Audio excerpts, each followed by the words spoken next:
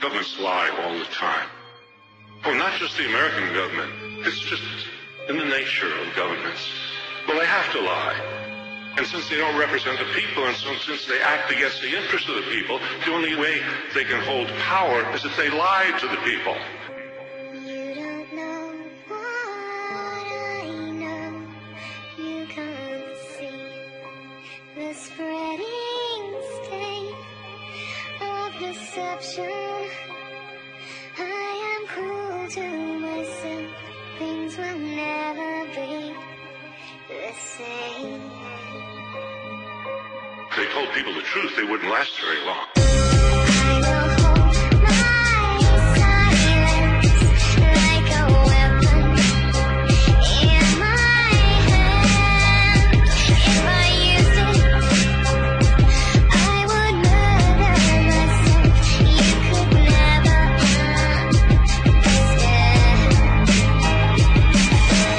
Columbus came ashore, greeted with nothing but niceness. Sailing west in attempt to find golden spices. Dominated by the popes and frenzy for ISIS. The Catholic Church expelled Jews and claimed it was righteous. The first man to see land would get a reward and get a yearly pension for life, clearly from God. A young sailor saw land, said we isn't far. Columbus lied, said he saw it the evening before. They touched ground, they were greeted by the Arawak. Columbus had them locked up as prisoners in an hour flat. He wanted to find a source of gold, and that was that. And when they thought that wasn't fair, then he stabbed they back. When there was no more gold, he took slaves instead and left 250,000 Indians in Haiti dead. The men died in mines, the women died at work. The children died from lack of milk and they died in the dirt. They were just taking advantage of a passive people. They were just being the savages of massive evil. That's the church work, that's the path of massive ego. That's the blood of Abraham being stabbed by the steeple. At 16, 19, they were patiently waiting for a ship to carry slaves that was changing the nation. The white man was a cannibal praying to Satan. Hatred, contempt, or pity, or patronization. That's the cornerstone, everything racism based in. The African had a more advanced civilization. Black was slave, master was white, rationalization. 50 million dead, that's Western civilization. At first they appeared in the north, and they were helpless in the face of superior force. And all of them were chained together, they really was lost. Racism isn't natural, it's merely divorce. Before the slave trade, black was considered distasteful. By the Oxford Dictionary, I found it disgraceful. It's not a natural tendency to be bitter and hateful. It's a natural enemy of the critical staple. Slavery grew as the plantation system grew. The reason for that's kinda easily traceable. Society of helpless dependence was capable of saying fuck a slave master, you in slavery too. 7 slaves were put to death for murdering master. Fear of slave revolt had them developing faster. You a Catalan killer, an elegant bastard. I would burn the white man while smelling the ashes. From time to time, white man was part of the resistance. White indentured servants wanted no part of the system. King Philip's War showed that if people would listen, that they could maybe break the complex chain of oppression. Tyranny is tyranny, but that's a concession. But the women, they was treated like that of possessions. Black women had it work cause they was abused. That's the white justification of Aryan blues. The next move was to dominate the Mexicans. James Polk dominated them like they was next to kin. He sent Colonel Cross a lot of them and left them in. 11 days later his skull was crushed, so message sent. We take nothing by conquest, that was the mantra. The military wasn't human, they were just monsters. Henry David Thoreau refused to pay his taxes, denounced the Mexican War and got locked in shackles. The 20th century opened, anger re-emerged. Reality of ordinary life was being heard. Anarchists and feminists came from factory work. Communism, socialism seemed to be rebirth. War is the health of the state is what Bourne said. And if you was born around that time, you was born dead. The espionage act had people confused, cause it was double talking, they didn't know how it be used. Supposedly it was an act against spying. You boys know that that was bullshit and they was lying. Charles Schenck was arrested in Philadelphia for printing and distributing leaflets cause they was helping you.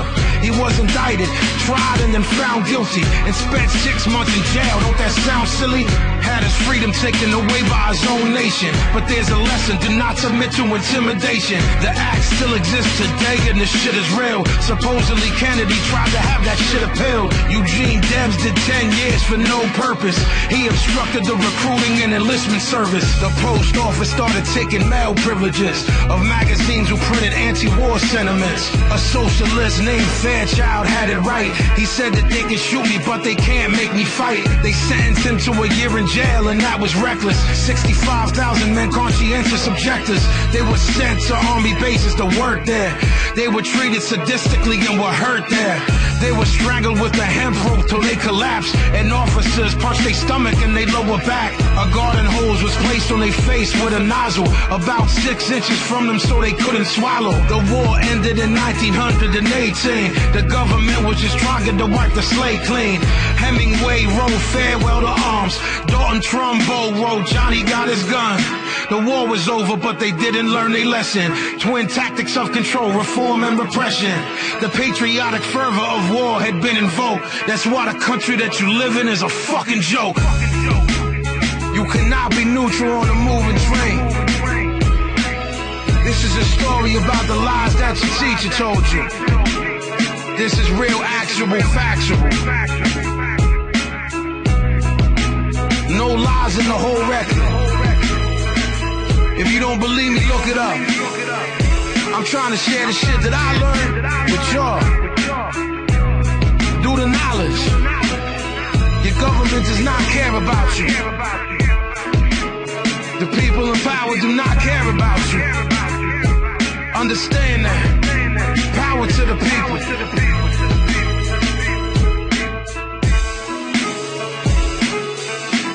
War is like a fix. You know, you get high on war. We won.